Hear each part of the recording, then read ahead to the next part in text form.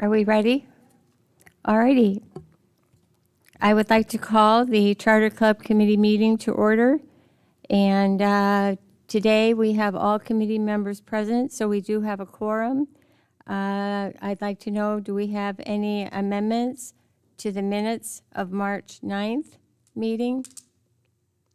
Hearing none, they will be approved as written. First new business item, capital projects. Carl, you are up, please. Thank you, Director Maloney. Good morning, committee. How are you doing today? It's my pleasure today to review with you. It's on. Can you increase the volume, please? It is my pleasure to review with you today something that we've been working on together. Some of the directors over multiple seasons of the governing board have needed clarification on our process for capital project planning. And quite honestly, our policies are somewhat ambiguous on how that process flows, especially due to the fact that construction disciplines have changed over the years, how we get the availability of vendors and bids and timelines accomplished so that it benefits the cost estimating of projects, the timelines of projects. And for the most part, our policies are very clear on how we go about in our project planning process. We have the requirements of a project being $5,000 and having a life expectancy of over 5 years to be considered for capital projects. And then we have policy on our bidding requirements, a minimum of 3 bids. We have our forms that we use in our policies and bylaws for where requests for capital projects come from. FR1 forms for the general membership, directors, staff requesting special projects, new projects. And then we have the CR13 category that is in the RR&Ps for club membership or charter clubs, coming from the presidents of the club, going to leadership, charter clubs committee, the recreation manager Riley, James Riley.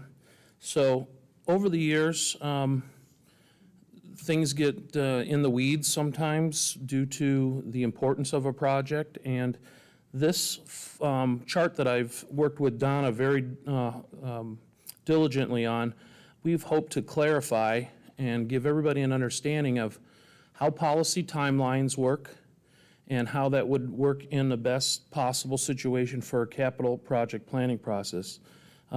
These documents are fluid and can be reviewed for any things or corrections that we need over time. But I think this will basically put the flow on paper for the best time, for the best time frame that we're in currently here at the Rec Centers of Sun City West.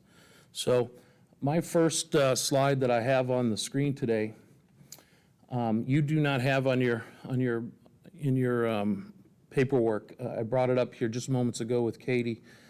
But what you see in front of you is the CFO's policy on timelines and dates to hit key marks so that the general manager can receive the full budget in its appropriate timeframes. You'll notice that the colors alternate by the months. And in those months, you'll see the red lines, which are our policy highlights. So it is the CFO's responsibility to create a timeline by policy and present that to the governing board and the general manager very early on in the season of the capital budget start. And then as the months go by, starting in October, you will see all of the redlined policy highlighted moments, and those include things like all capital requests need to be into staff or the general manager for pre-approval by a certain date. The budget, initial capital budget needs to be to the general manager from the CFO by December 1st. And then all of the integral portions of the capital project planning that needs to go to all of the committees. Primarily, you have chartered clubs, you have the properties committee, and then you have budget and finance. Now, we also have sports pavilion committee and golf committees. If a capital project has come from a sports pavilion manager or a sports pavilion committee, then of course this project planning would include them, and the same for golf. So as we go through our year, basically starting in October, we hit the highlighted marks of making sure that any capital project that is not considered repair and replacement absolutely goes in front of the three primary committees. Once again, chartered clubs, properties, and budget and finance. Each one of these committees is responsible for hearing and discussing the capital project that's been brought up to their attention. Generally, if these projects come about from a chartered club specifically, then the president or a delegated person from the club will come and give a presentation to each one of our committees and explain why they believe they require this capital project, what terms or details that they would specifically like to have, and their justification for that. So that happens again in the latter parts of a year and into the start of a new year cycle. From that point, simply, we would carry this all the way through the budget process. And again, this screen here dictates what the CFO needs to follow to hit all of those policy points so that we can have a complete budget for the governing board to make a decision in the May month and go on to full final approval in June. So my next slides will show this flow chart. This is the part that has really made it difficult for folks to follow how we follow our policies. Our old addendum, this I have on the screen is a new addendum. This is an addendum that I will present to the governing board for their review and possible implementation to replace the old addendum that goes with the FR1 forms that we have in our policy. You will see here that in this flow chart, square boxes, rectangular boxes, represent progress. The diamonds represent actions. So as I go through this with you, you'll see how time-sensitive capital project planning is for our rec centers here at Sun City West. And to get something done in a realistic time frame, the longer it takes to get a capital project that is in everybody's approved eyes accomplished for the benefit of the rec center is to get it done quickly, because as time goes by, we have things to consider like inflation, seasons of construction that are changing like they are right now. And again, if a project is approved, it's in my interest and the rec center's interest and the club or member that brought this idea forward to get this project done for the benefit of the members. So I'd like to start here on this page. You will see that I am requesting all club officers submit a CR13 by July 1st. This would be the first change that Director Maloney is going to ask your committee today to make a change to our R&Ps for Charter Clubs Committee.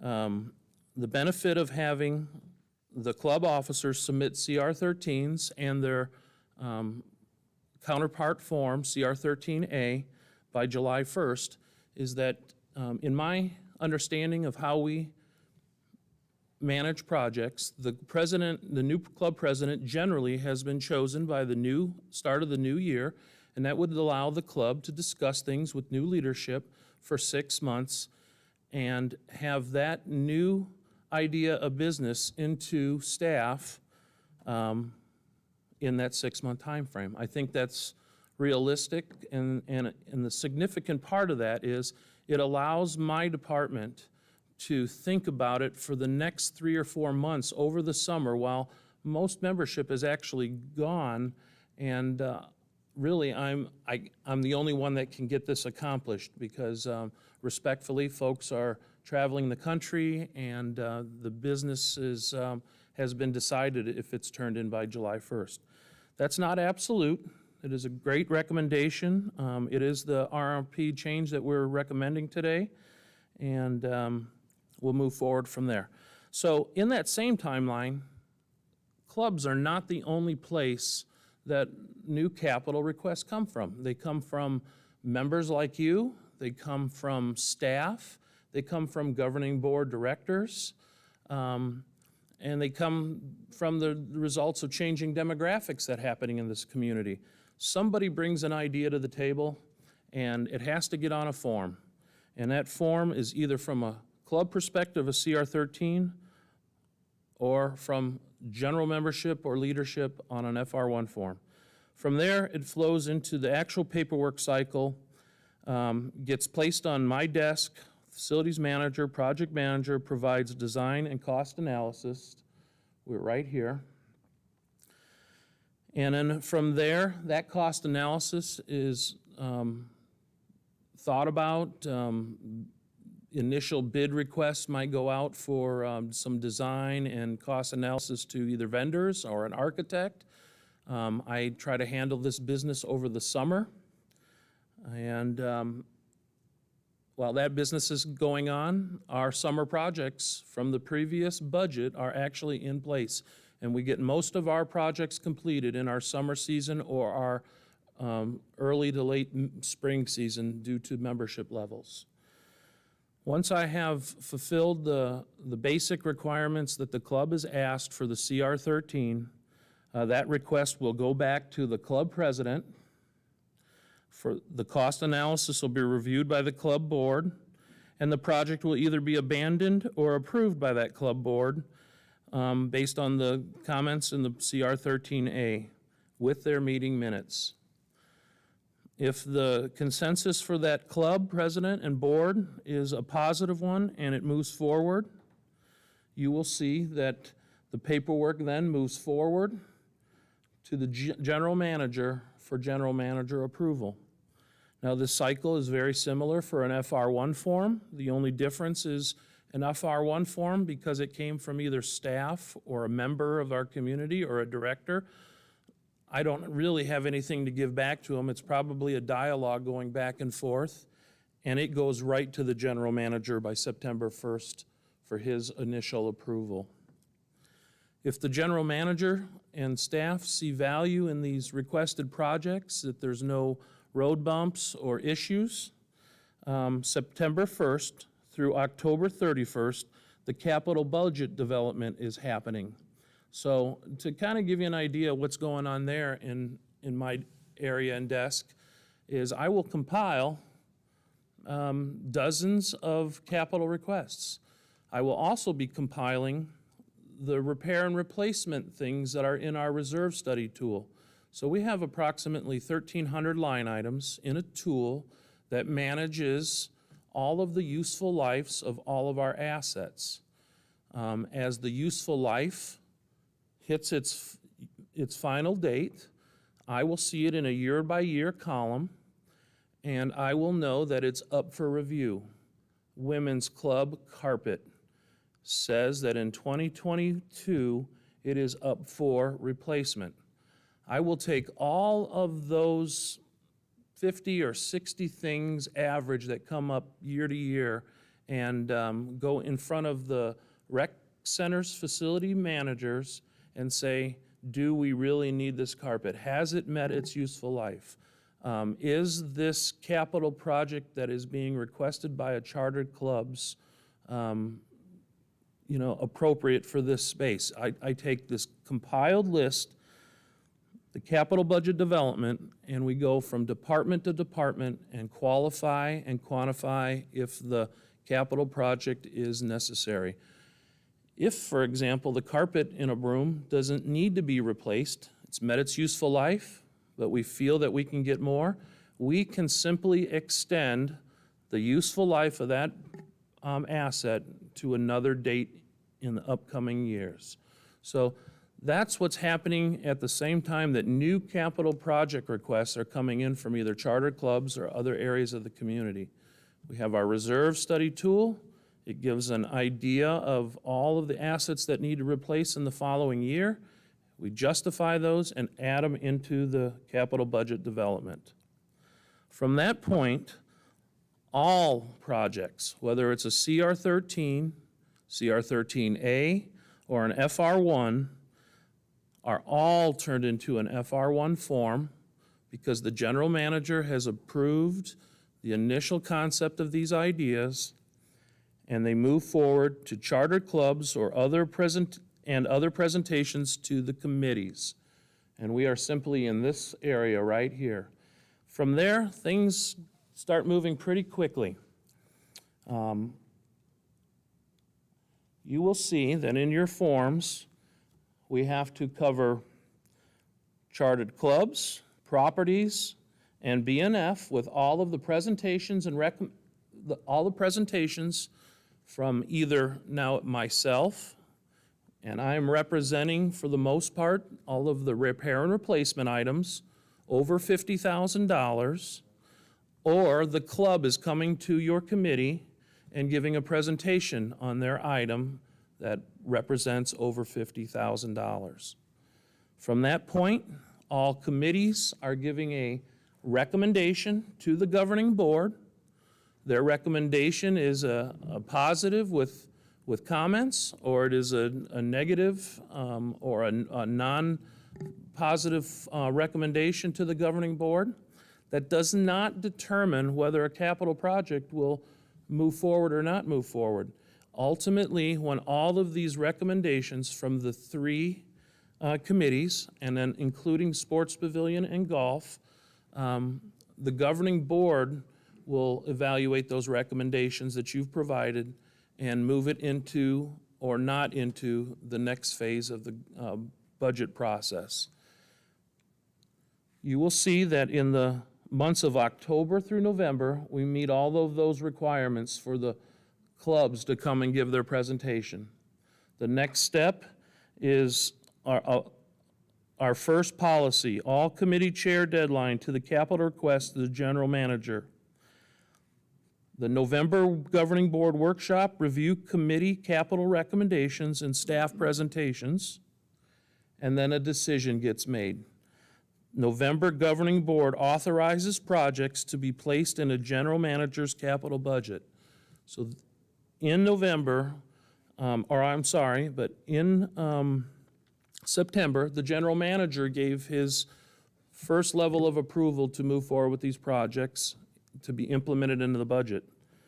In November, the governing board makes their final decision on whether these projects should be implemented into the capital budget.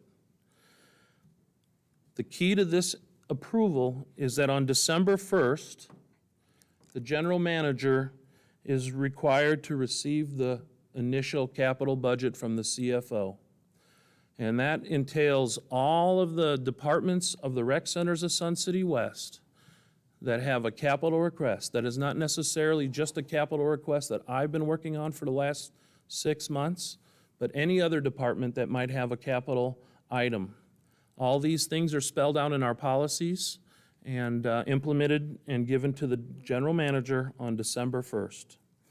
From there, we take that full initial capital budget and we go through the review process all over again.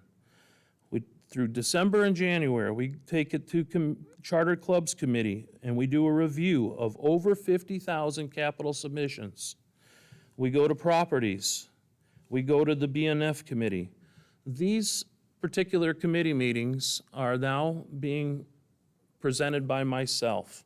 representing either the departments, if it's a specific topic that needs a specific department's manager to speak on it, then they will be present at that particular meeting. The next important step after these recommendations, right here, would be that in the January Governing Board workshop, we determine over 50K capital projects require a 1-year capital project funding or a 2-year design and development fund. FA1 project planning process, and you can see the Rec Centers of Sun City West FA1 addendum is planted right here. So the key point of what I've taken your time today for is to clarify how the process goes for capital project planning. I hope I've helped you with that today. How it goes through all the committees. And this one green box right here has kind of been our tripping point for many a year.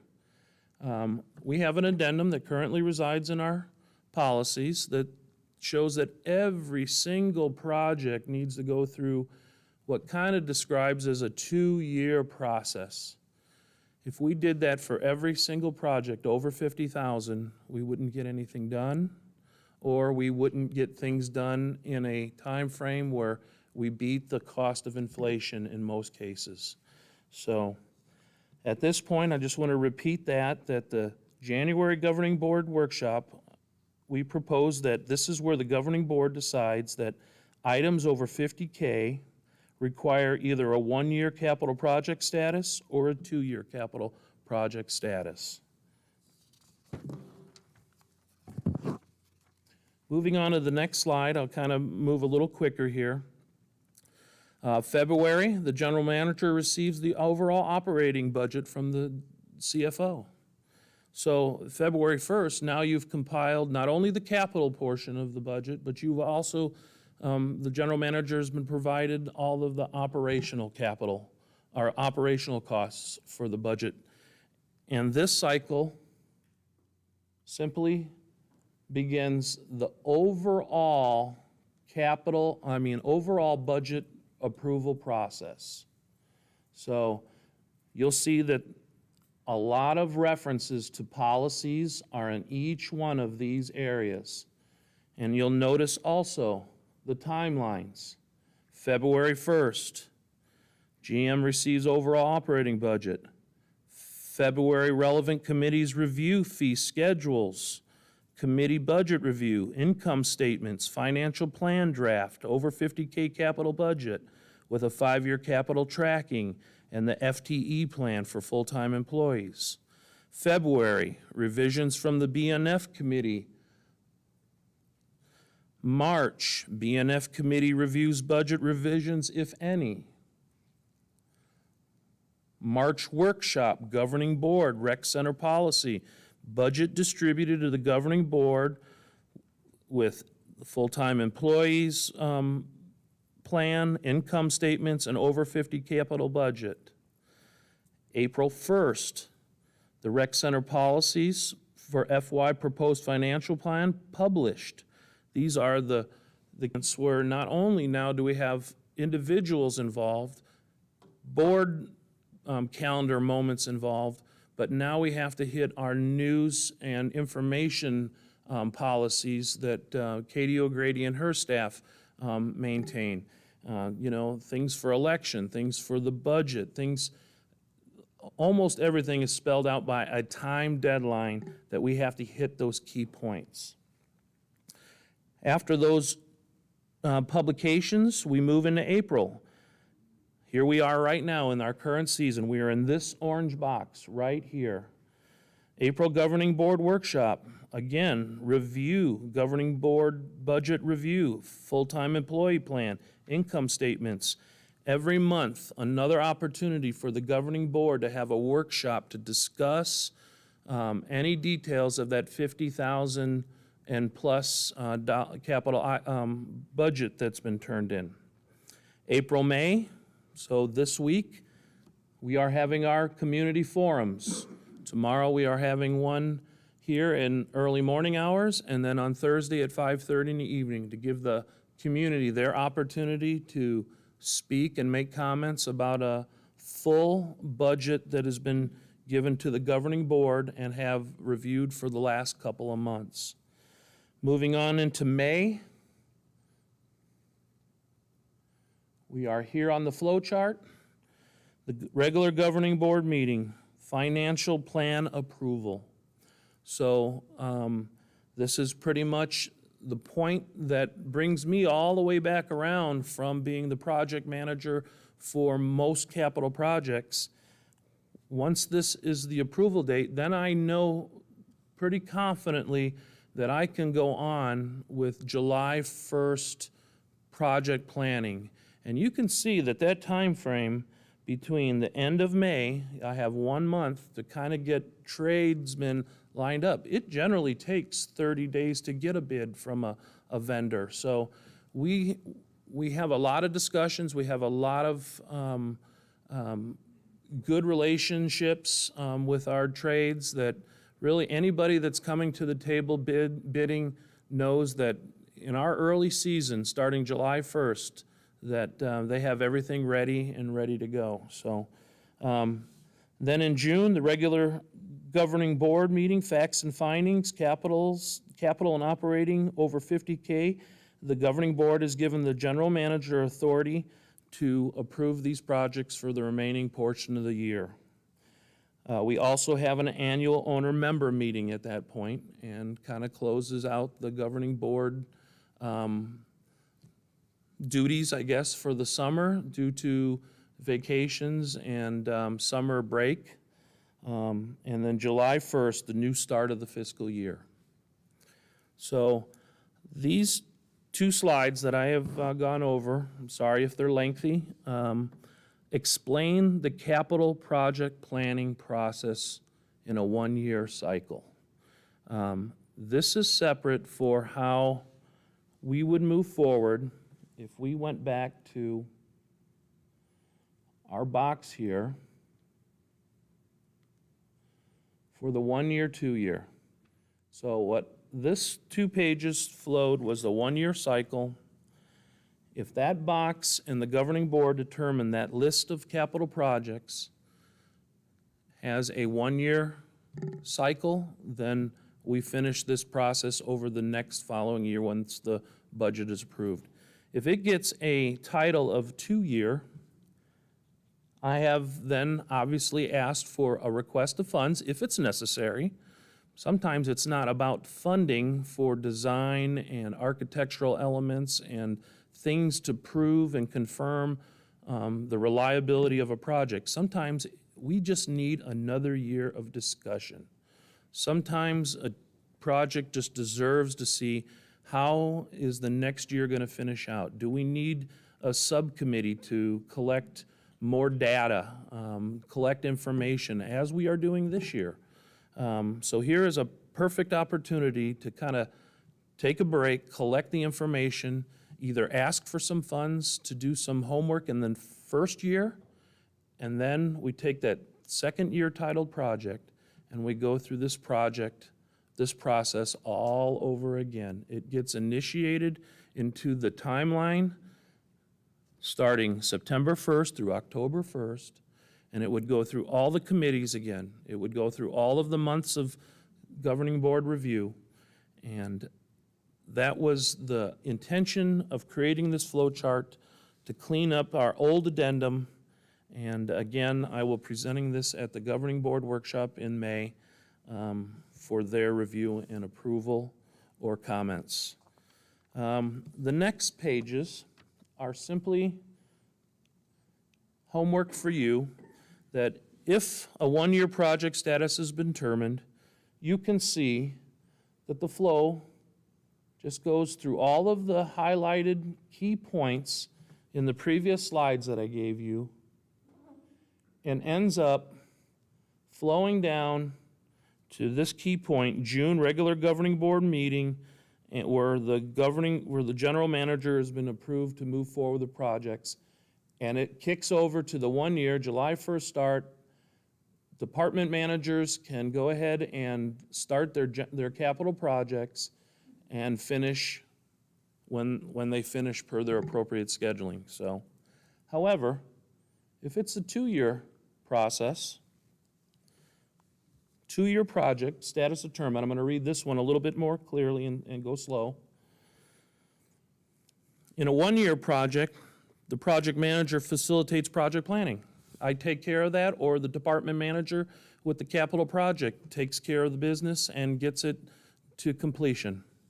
If it's considered a 2-year project, the status is determined, and the project manager is then given an opportunity to have a project planning committee discussed by the governing board. That is right here. So instead of it going July 1st and off to the races with construction, once the governing board has determined that this is a 2-year project, we would immediately make a project planning committee, if it's relevant, for the subject that's being brought up, the capital project that's being presented. Then in January and June, all 2-year projects follow the FA and FI budget planning process that I explained in the prior 2 sheets for approval of design and development funds. So the key difference here is if a project requires cost analysis, architectural fees, pre-planning, designership, then those steps still need to be presented for the governing board with approval, and a fund for that pre-design planning would be established. And then again, in June, I would have the approval for the funds for July 1st start. From there, it basically goes through a whole entire 1-year cycle of design and development, those funds being spent, and the results would flow through the 2nd year project analysis, those funds being spent. We should have the information that the governing board and community desires to make a good decision in year 2's capital project planning cycle to get that project now approved by the June of that 2nd year. And technically, you're in your 2nd year, that project would start after July 1st, or when it's appropriate per the community, whether it's during low membership or if it's something that's important that needs to be done now.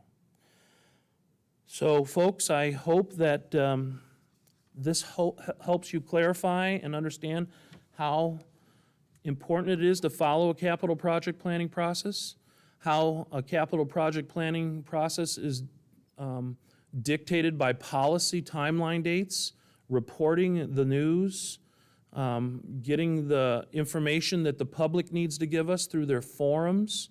And it's not just forums. You know, other than our COVID year, just about, or every governing board meeting has the opportunity for the community to be present and make comments.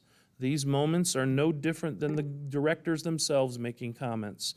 They are heard, they are listened to, and in a lot of cases help mold the outcome of a project as it gets further down the approval timeline process.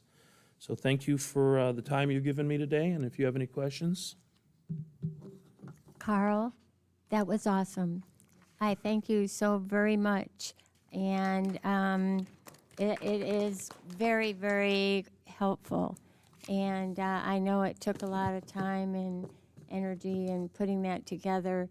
And working with me, I appreciate the patience and tolerating my questions continuously on this issue. So I would like to, just one point of Yeah. clarification. So, Leanne, make sure your mic is I on. have just one point of clarification. On your first page, regardless of the 2 inputs that you have, as long as the approval goes forward, either by the general manager or it gets down to the governing board workshop, so the only place that it would not go forward is if the general manager or the workshop said, no, we're not going to consider this year, or do we consider everything and it goes? No, very good question. With respect to most people's good ideas, I'm going to say the general manager gives approval, okay? We do get occasionally a bad idea, and it just stops right there. You know, little common sense, you know, what's this going to cost the community? What's the benefit? Do we have the information necessary for the general manager to just say no at that point? I'll say positively, though, that most things go forward from there and get the recommendation of the 3 committees. And then the final step there would, after those recommendations are given to the governing board, that's when the governing board says this is worthy to go on the capital budget planning process. Thank you. You got it. Excuse me, Donna, I have a question. Yes, Anita? The question I have is, like, let's say we go through this whole process. I'm a committee, I'm a club or whatever, and I'm asking you for a capital project. We get all the way down to when you're going to start that project. And for some reason, something happens that that project can't be done at that point, whether it be like COVID, whatever. Does that committee have to start all the way over again to ask for it, or does it just be tabled to like the next year budget or whatever? Once we have an approved project in the budget, it's always open for considerations. If the economy changes, we will put a project on hold or do a re-review. But it wouldn't be the club's responsibility unless for some awkward reason that it truly got canceled to have to come back through this process. Then I would say that I would take the responsibility of bringing it back up the following year myself. And quite honestly, I believe that that particular club will be at my doorstep wanting to know if we're going to put it back on the project planning. So no, it wouldn't. Any other questions? Any questions or comments from our audience? All righty, next item on the agenda. Again, thank you, Carl. I really appreciate it. Great job. 3.02, we've got the recommendation for the RRMP date revision, and that is on page 38 of the RRMPs. And I'd like to just read what it says now, and how we would like to change it to reflect what Carl has presented today. And this is under remodeling of existing club facilities, and this is subparagraph A. It says, chartered club capital project requests should be submitted by September 1 and for final review by the November Charter Club Committee meeting for consideration in the following year budget.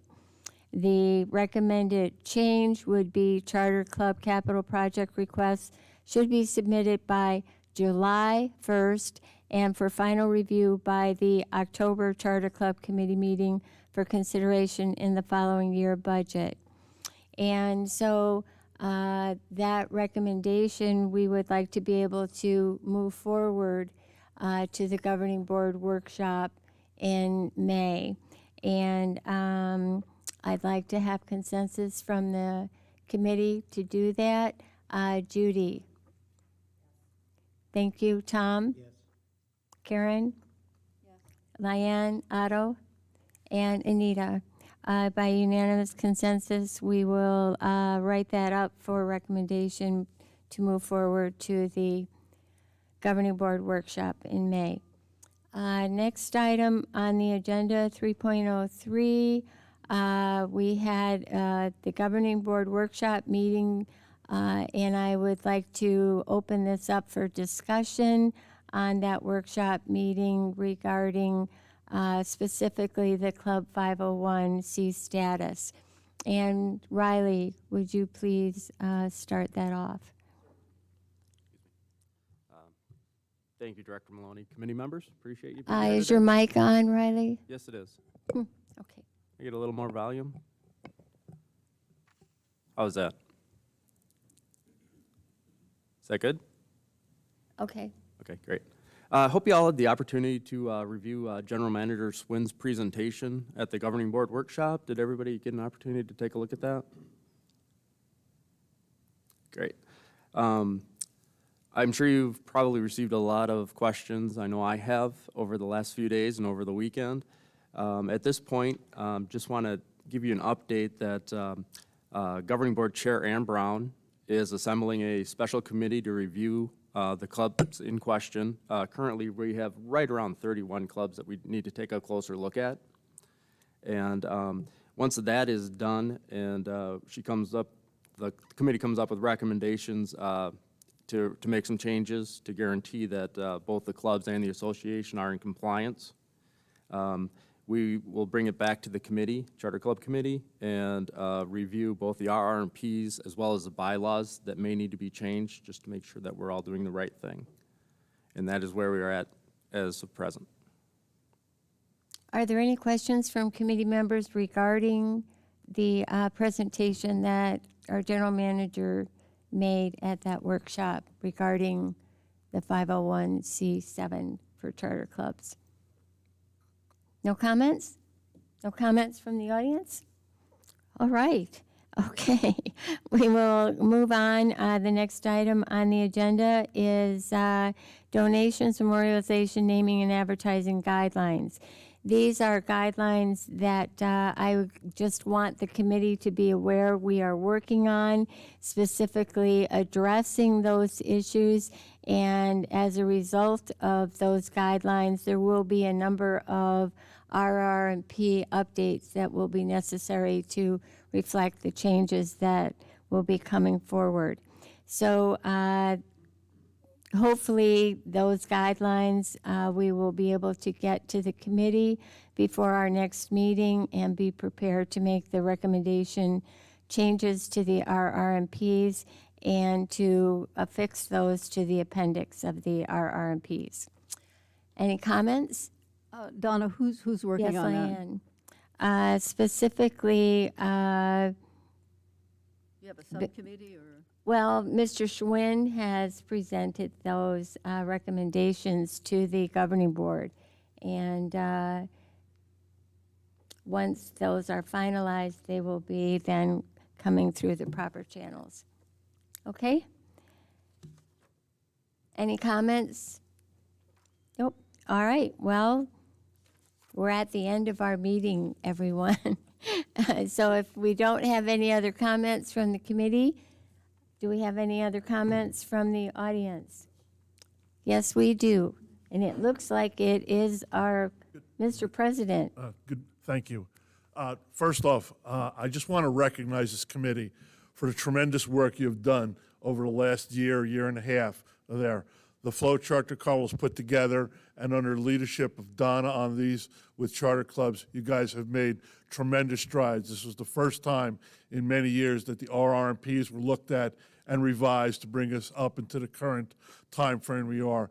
And I cannot thank the hard work that Director Maloney has done, along with bridging the gap with, that hasn't happened for many, many years, with Riley as far as not general manager, recreation manager, and with Phil, and with Dory, and with each one of the clubs. You went through a year of COVID where the clubs weren't there. However, what you did is did not sit and worry about that. You made progress in making the clubs and the RRMPs and the process better. And I want to give all the kudos to this committee for that. Thank you. Thank you, Mr. President. And I would like to reiterate, thank you so very much, committee. I really appreciate your support and your hard work. Thank you. Finally, the next thing on the agenda, I would like to address our next meeting date. It was scheduled for May 11th, and that meeting has been changed to May 4th. And instead of at 9 a.m., it will be at 1:30 p.m. in Social Hall West. So please make a note of that. That change was necessary so that we could make our recommendations to move forward to the governing board workshop on the 11th. I think it's... All righty. If you would approach the podium, we'll take your question. I would just have a question about an Please article. identify yourself. Oh, I'm sorry. I'm Julie Betts from the Leather Club. The And red card number? 113523. Thank you.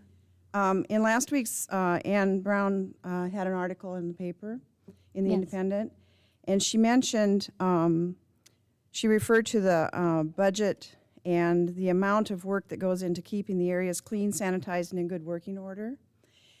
And so as we're kind of regrouping as a club now that we're back open and, moving forward, we're looking at kind of updating our procedures.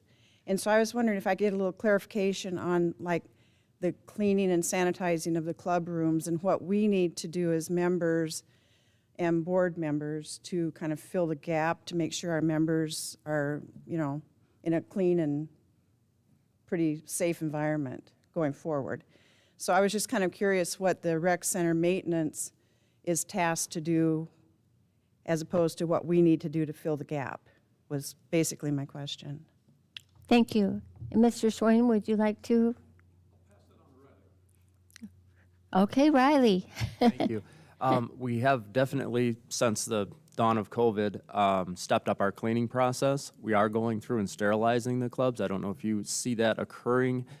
Generally occurs in the morning and in the evening. They go through with a static gun that basically sanitizes, and they spray all the rooms. They do that weekly, as well as their daily cleaning, if you will.